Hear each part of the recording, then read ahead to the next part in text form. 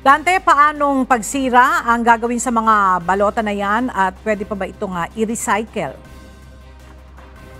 Magandang umaga, Ella. Ang sinabi dito ng Commission on Elections, hindi na raw shredding ang gagawin. Ang gagawin ay tutunawin daw.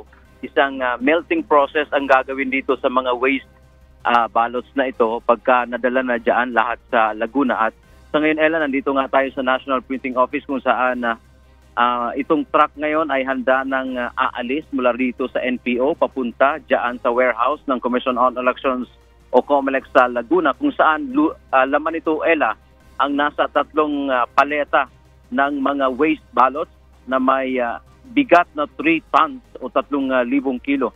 Tinatayang mahigit na 200,000 itong mga balota na ito, Ella. Ito ay initial pa lamang na dadalhin diyan sa warehouse ng Laguna. Ito sana ay mga gagamitin sa 2025 elections para sa at gayon din sa Bangsamoro parliamentary elections. Pero hindi na nga ito magagamit, Ella, dahil kailangan nang mag-imprinta ng mga panibagong balota upang maipasok ang pangalan ng ilang mga kumakandidato na nakakuha ng restraining order mula sa Supreme Court. Sinaksihan ngayon, Ella, ng mga itong pag-transport ng mga tauhan mula sa Commission on Audit o COA, gayon din ng mga citizen arm. Mayroon ding mga trimmings na kasama dito sa dadalhin sa kanilang warehouse.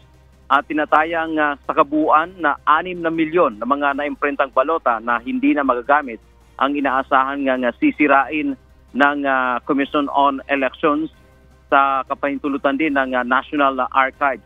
Target ng Commission, Ella, na pagkatapos nitong mga balota na ito na maisisira sa mid next week daw, Ella. So ibig sabihin mga Wednesday ay muling makapagsimula ng pag-iimprenta ng mga panibagong balota ang COMELEC, kung saan laman na nito ngayon yung 5 mga kumakandidato na nakakuha ng temporary restraining order mula sa ating kataas-taasang hukuma. Yan ang ating update mula dito sa Quezon City.